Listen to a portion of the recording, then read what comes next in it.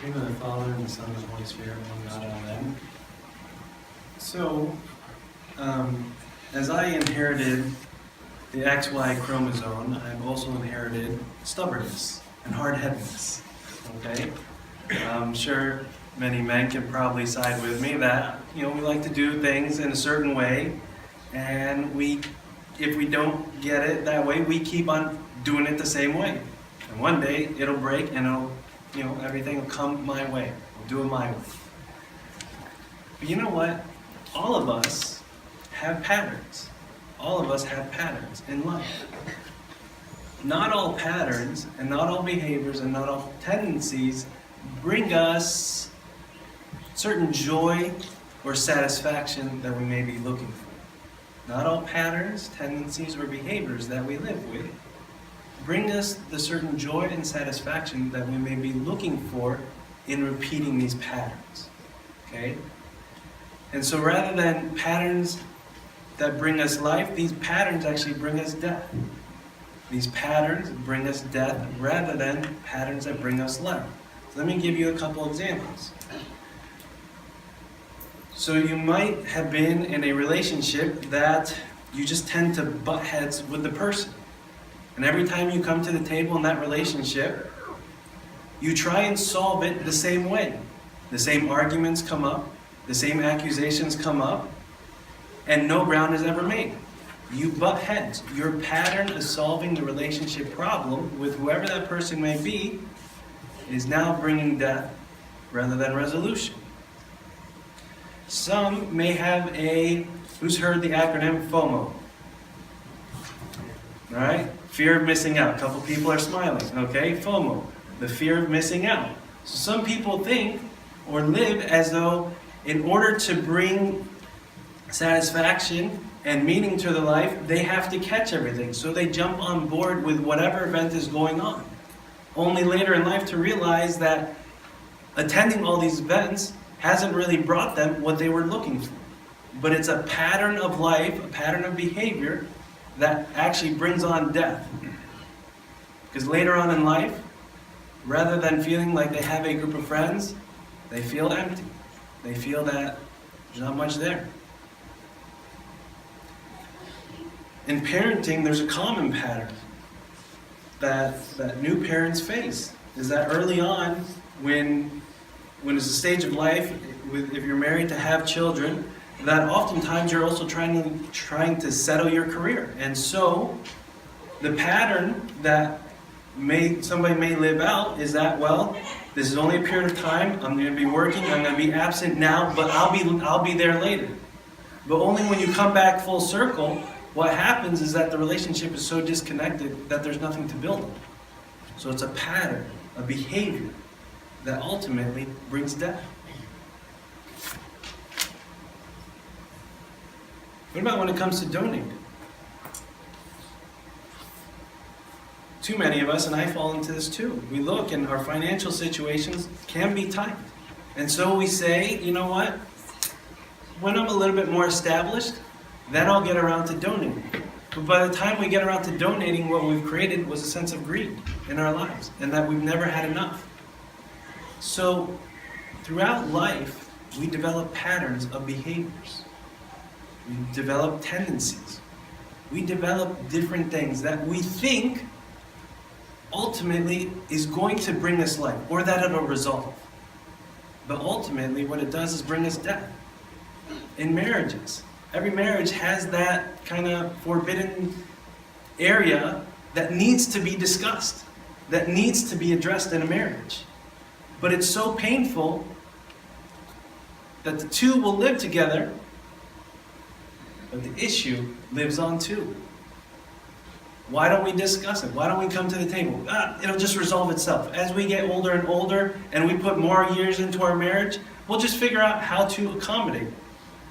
We'll just grow accustomed to the issue, but we never deal with the issue. But those are the very issues that bring on divorce. Those are the very issues that cause two people to be married but live as if they're roommates. These are the patterns and behaviors of life. We all have patterns and behaviors. Jesus had a lot to say about patterns. Jesus had a lot to say about these tendencies that we all have, that we think will bring us life, but actually bring us death. And so when we look at today's gospel, which comes from Luke chapter 7, it's the widow of Nain. And we don't know much about this widow, but we have a couple words that really describe her. And if we put it into the context of that time, it helps us get a picture of what this woman was going through. So in those days, women weren't the bread makers in the house.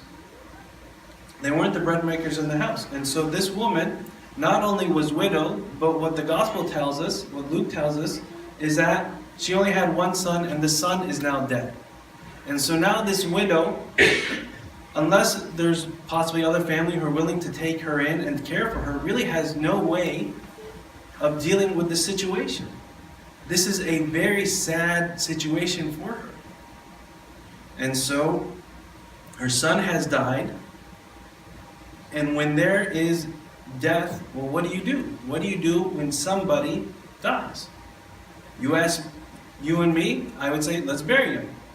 Okay, that's the pattern that happened. When somebody dies, well, nothing to do with them anymore, let's go and bury him. So there was a pattern that was happening in response to an action. There's an event that happened, and a pattern of activities came out of that. In this case, her son died, so what do we do when somebody dies in those days? Well, we bury him. Well, as they had this funeral procession, Jesus and his apostles were walking into town, and Jesus saw the whole situation, knew what was going on, and so he walks up, first greets the mother, and then he goes up to the coffin. And in those days, you don't mess around with dead bodies. Okay? We don't mess around with dead bodies now, but in those days, you don't mess around with dead bodies, because if you touch a dead body, then there's this whole process of purification. And so you're really careful, based on the Jewish law, not to touch dead bodies. So Jesus goes up to the middle of this procession, which they're moving through because he's dead. What are we going to do? Let's bury him. Okay, let's go through our pattern of death. And Jesus stops. He puts his hand on the coffin. And something really important here happens. Okay, something really important here happens. They stand still. The people holding the coffin, they stand still.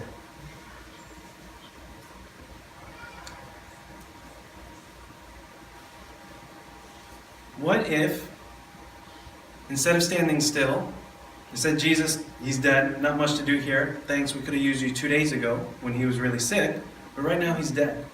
What if there was no standing still? What if there is no stopping?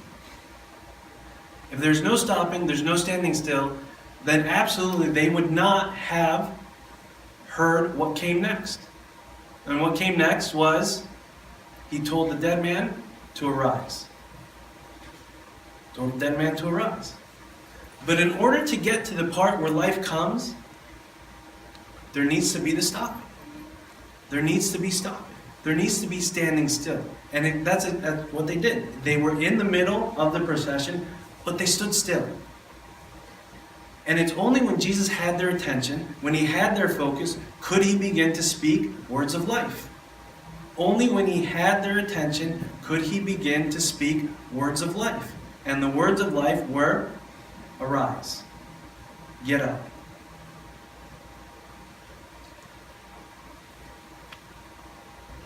Jesus desires to speak the same things to us.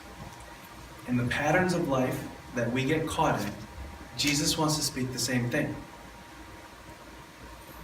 But a lot of times we never hear because we never stand still. We never give God enough time to speak. And standing still is very countercultural to us because we are very busy. We live in a very busy society. There's always something to do. There's always a message to check. There's always an email to answer. There's always the next thing. There's always the next project at work. We are so busy. There's always, I got an issue with this person. I got plenty of issues with many other people. I got to solve this one and move on. We're always so busy. Standing still is very countercultural to us. We don't like it. We actually feel that the value of who we are goes down when we stand still. But without standing still God never has our attention. He never has our attention. And if he never has our attention, then he never has the opportunity to speak words of life. He never has the opportunity to speak words of life. So when you come to that relationship that you're struggling with, that you continue to butt heads with this person, that you've tried to solve it the same way over and over, when you smell a pattern of death, stand still and listen. Stand still. Stop trying to solve the problem. Maybe just put the problem not on the shelf or underneath the rug. Just put the problem on pause and stand still and listen. When you feel that sense of loneliness, and that sense of loneliness drives you to try and catch every event, stand still. Listen. God is trying to tell you that your value doesn't come from what? From all the groups and the events that you attend. I'm the one that tells you where your value comes from. I'm the one that tells you you're the most valuable person. When you see a pattern of death in life, stand still. Listen. When it's that issue in the marriage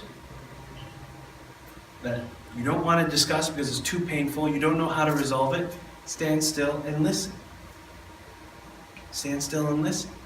But the thing is, standing still is not the same as doing nothing.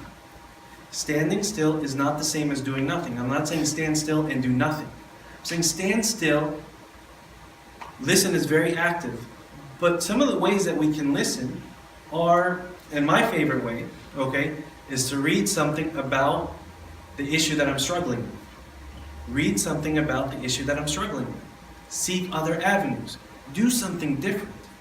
But we have to stand still in order for God to have our attention long enough for him to say, look, I want you to do it this way. I want you to stop doing this. I want you to go to this place. I want you to meet this person. I want you to read this book. That's how he communicates. He communicates in many different ways. Those are simple ways. But when we see patterns of death in life, stand still and listen. Don't do nothing. Stand still and listen.